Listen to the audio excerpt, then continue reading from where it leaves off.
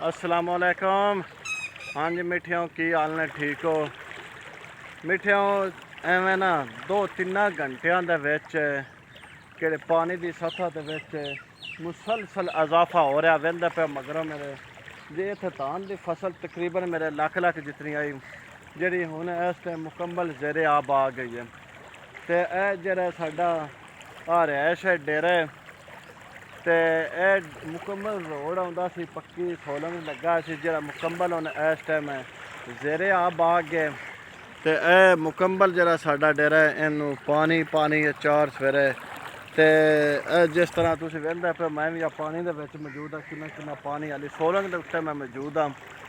तो मुकम्मल पानी है, पानी की जी स्पीड है दा अंदाज़ा तुसी आप कर लवो।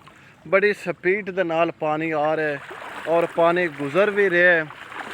तो यह जरा जमीन का एक धान की फसल का है सी 1 एकड़, इनका तुसी वेखो ये भी मुकम्मल ज़ेरे आब आ गए। एक डेरा है साढ़े नाल, ये भी मुकम्मल ज़ेरे आब आ गए चार सवेरे।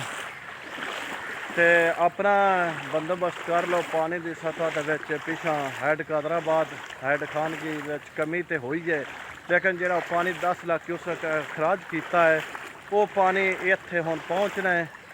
किसी टाइम पानी की सतह के मुसलसल इजाफा हो रहा है। तुसी जेरे लोकी इस इंतज़ार में ने पानी आवेगा खैर है, नहीं आना थोड़ा आवेगा गुजर जाएगा, लेकिन इस मुगालते ना रहन। वो अपना बंदोबस्त जरा ज़रूर करना चाहिए उन्होंने। वेंदे पर मगर मुकम्मल पानी है इस टाइम ज़ेरे आब है, तो अपना जरा बंदोबस्त वो करना चाहिए। तो असी इस घर का भी जायजा लेने, इधर भी पानी आ गए।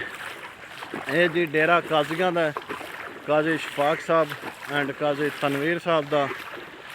तो यह भी जरा मुकम्मल उन्हें इस घर में भी ये पानी आ गया, दाखिल हो गए।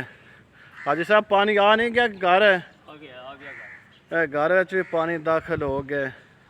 रहायश है लेकिन महफूज मकाम तक मुंतकिल हो गए ने पहले ही।